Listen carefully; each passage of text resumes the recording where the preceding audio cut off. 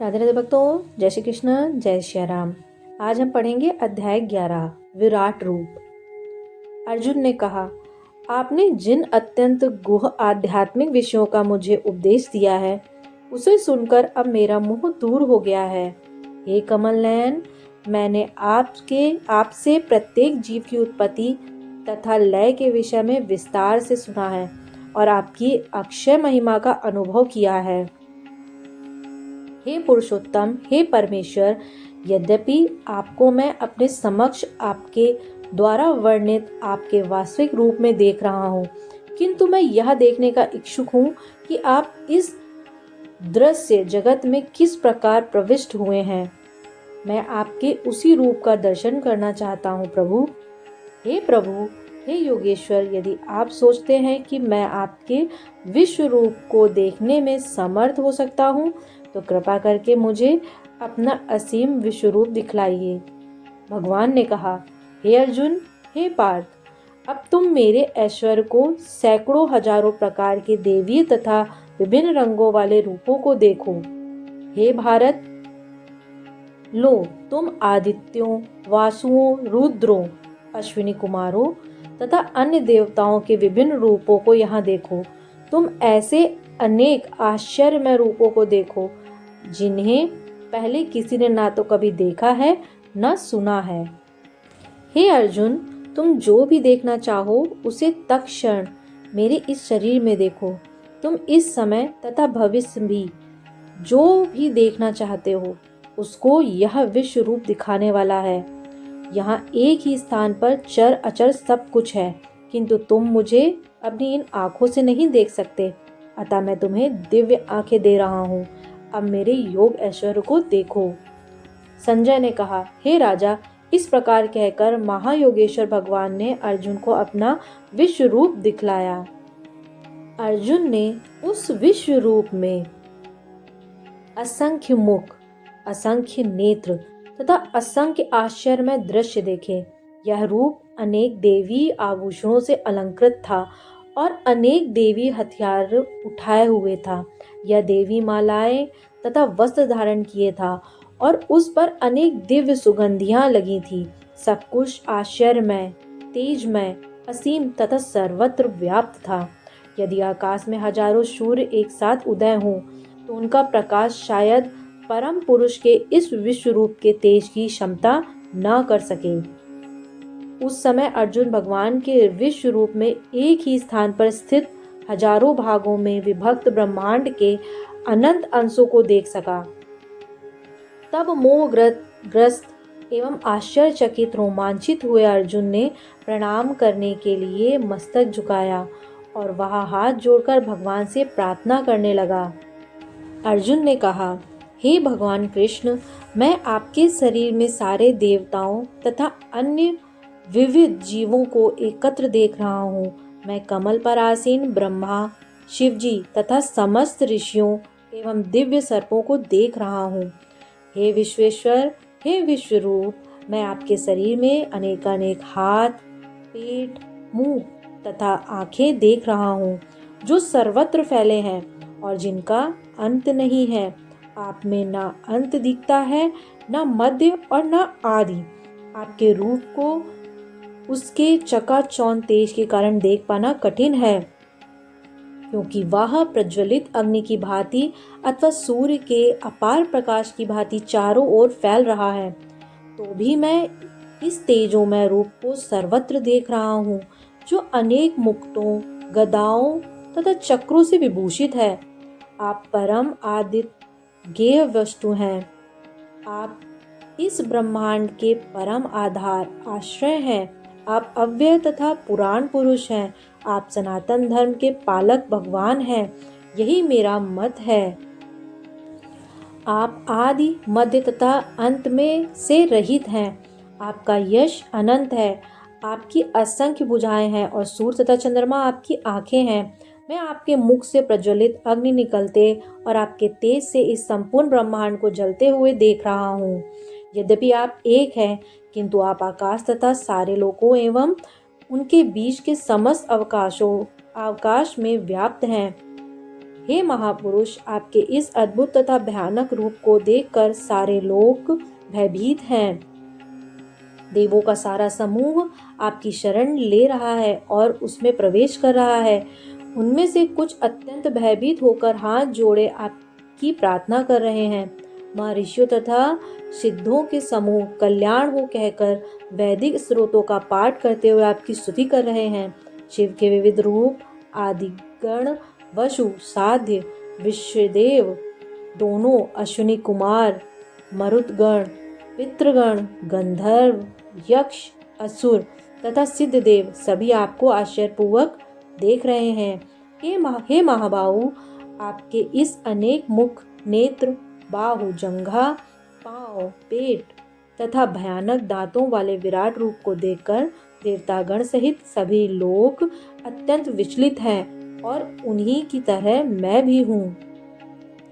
हे सर्वव्यापी विष्णु, नाना ज्योतिर्मय रंगों से युक्त आपको आकाश का स्पर्श करते, मुख फैलाए तथा बड़ी बड़ी चमकती आंखें निकाले देखकर भय से मेरा मन विचलित है।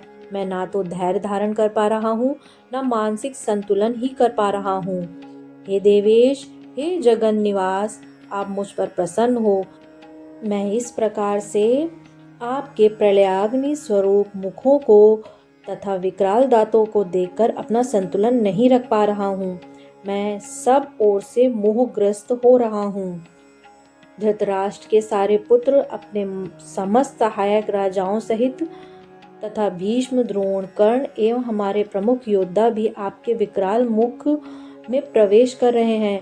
उनमें से कुछ से के सिरों को तो मैं आपके दांतों के बीच चूर्णित हुआ देख रहा हूँ। जिस प्रकार नदियों की अनेक तरंगें समुद्र में प्रवेश करती हैं, उसी प्रकार ये समस्त महान योद्धा भी आपके प्रज्वलित मुखों में प्रवेश कर रहे हैं। मैं समस्त लोगों को पूर्ण वेग से आपके मुख में उसी प्रकार प्रविष्ट होते देख रहा हूँ, जिस प्रकार पतंगे अपने विनाश के लिए प्रज्वलित अग्नि में कूद पड़ते हैं। हे विष्णु, मैं देखता हूँ कि आप अपने प्रज्वलित मुखों से सभी दिशाओं के लोगों को निगले जा रहे हैं। आप सारे ब्रह्मांड को अपने तेज से आपूरित करके अपनी विकराल झुलसाती किरणों सहित प्रकट हो रहे हैं। हे देवेश, कृपा करके मुझे बतलाइए कि इतने उग्र रूप में आप कौन हैं। मैं आपको नमस्कार करता हूँ, कृपा करके मुझ पर प्रसन्न हो।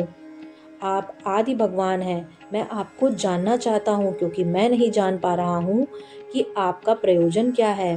भगवान ने कहा, समस्त जगत को विनष्ट करने वाला काल मैं हूँ और मैं यहाँ समस्त लोगों का विनाश करने के लिए आया हूँ। तुम्हारे पांडवों के सिवा दोनों पक्षों के सारे योद्धा मारे जाएंगे। अतः उठो, लड़ने के लिए तैयार हो और यश अर्जित करो। अपने शत्रुओं को जीतकर संपन्न राज्य का भोग करो। ये सब मेरे द्वारा पहले ही मारे जा चुके हैं। हे अर्जुन, तुम तो युद्ध में केवल निमित्त मात्र हो सकते हो। द्रोण, भीष्म, जयद्रथ, कर्ण तथा अन्य महान योद्धा पहले ही मेरे द्वारा मारे जा चुके हैं। अतः तुम उनका वध करो और तनिक भी विचलित ना हो। तुम केवल युद्ध करो। युद्ध में तुम अपने शत्रुओं को परास्त करोगे। संजय ने धृतराष्ट्र से कहा, हे राजा, भगवान के मुख से इन वचनों को सुनकर कांपते हुए अर्जुन ने हाथ जोड़कर उन्हें बारंबार नमस्कार किया। फिर उसने भयभीत होकर अवरुद्ध स्वर में कृष्ण से इस प्रकार कहा। अर्जुन ने कहा, हे ऋषिकेश, आपके नाम के श्रवण से संसार हर्षित होता है और सभी लोग आपके प्रति अनुरक्त होते हैं। यद्यपि सिद्ध पुरुष आपको नमस्कार करते हैं, किंतु असुरगण भयभीत हैं और इधर उधर भाग रहे हैं। यह ठीक ही हुआ है। हे महात्मा, आप ब्रह्मा से भी बढ़कर हैं। आप आदि सृष्टा हैं और फिर वे आपको सादा नमस्कार क्यों न करें। हे अनंत, हे देवेश, हे जगन निवास, आप परम स्रोत, अक्षर, कारणों के कारण तथा इस भौतिक जगत से परे हैं। आप आदि देव, सनातन पुरुष तथा इस दृश्य जगत के परम आश्रय हैं। आप सब कुछ जानने वाले हैं और आप ही वह सब कुछ हैं जो जानने योग्य है। आप भौतिक गुणों से परे परम आश्रय हैं। हे अनंत रूप, यह संपूर्ण दृश्य जगत आपसे व्याप्त है। आप वायु हैं तथा परम नियंता भी हैं, आप अग्नि हैं, जल हैं तथा चंद्रमा हैं। आप आदि जीव ब्रह्मा हैं और आप प्रपितामह हैं। अतः आपको 1000 बार नमस्कार है और पुनः पुनः नमस्कार है। आपको आगे पीछे तथा चारों ओर से नमस्कार है। हे असीम शक्ति, आप अनंत पराक्रम के स्वामी हैं, आप सर्वव्यापी हैं, अतः आप सब कुछ हैं। आपको अपना मित्र मानते हुए मैंने हठ पूर्वक आपको हे कृष्ण, हे यादव, हे सखा जैसे संबोधनों से पुकारा है, क्योंकि मैं आपकी महिमा को नहीं जानता था। मैंने मूर्तावश या प्रेमवश जो कुछ भी किया है, कृपा करके उसके लिए मुझे क्षमा करें। यही नहीं, मैंने कई बार आराम करते समय एक साथ लेटे हुए या साथ साथ खाते या बैठे हुए, कभी अकेले तो कभी अनेक मित्रों के समक्ष आपका अनादर किया है। हे अच्युत, मेरे इन समस्त अपराधों को क्षमा करें। आप इस चर तथा अचर संपूर्ण दृश्य जगत के जनक हैं। आप परम पूज्य महान आध्यात्मिक गुरु हैं। ना तो कोई आपके तुल्य है, ना ही कोई आपके समान हो सकता है। हे अतुल शक्ति वाले प्रभु, भला तीनों लोकों में आपसे बढ़कर कोई कैसे हो सकता है। आप प्रत्येक जीव द्वारा पूजनीय भगवान हैं, अतः मैं गिर कर सादर प्रणाम करता हूँ और आपकी कृपा की याचना करता हूँ। जिस प्रकार पिता अपने पुत्र की ढिठाई सहन करता है या मित्र अपने मित्र की भ्रष्टता सह लेता है या प्रिय अपनी प्रिया का अपराध सहन कर लेता है, उसी प्रकार आप कृपा करके मेरी त्रुटियों को सहन कर लें। पहले कभी न देखे गए आपके इस विराट रूप का दर्शन करके मैं पुलकित हो रहा हूँ, किंतु साथ ही मेरा मन भयभीत हो रहा है। अतः आप मुझ पर कृपा करें और हे देवेश, हे जगन्निवास, आप पुरुषोत्तम भगवान स्वरूप पुनः दिखाएं। हे विराट रूप, हे सहस्त्रभुज भगवान, मैं आपके मुकुटधारी चतुर्भुज रूप का दर्शन करना चाहता हूँ, जिसमें आप अपने चारों हाथों में शंख, चक्र, गदा तथा पद्म धारण किए हुए हूँ। मैं उसी रूप को देखने की इच्छा करता हूँ। भगवान ने कहा, हे अर्जुन, मैंने प्रसन्न होकर अपनी अंतरंगा शक्ति के बल पर तुम्हें इस संसार में अपने इस परम विश्व रूप का दर्शन कराया है।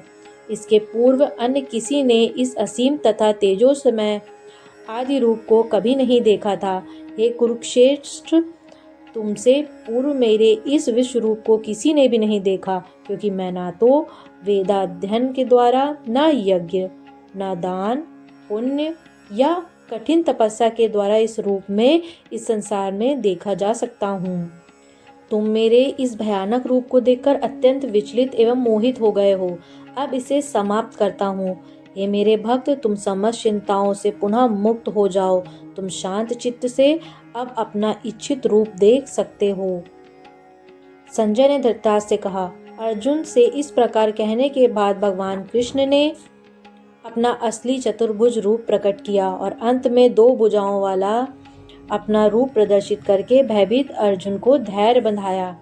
जब अर्जुन ने कृष्ण को उनके आदि रूप में देखा तो कहा, हे जनार्दन, आपके इस अतीव सुंदर मानवीय रूप को देखकर मैं अब स्थिर चित्त हूँ और मैंने अपनी प्राकृत अवस्था प्राप्त कर ली है।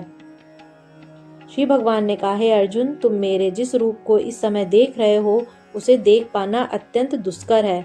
यहाँ तक कि देवता भी इस अत्यंत प्रिय रूप को देखने की ताक में रहते हैं।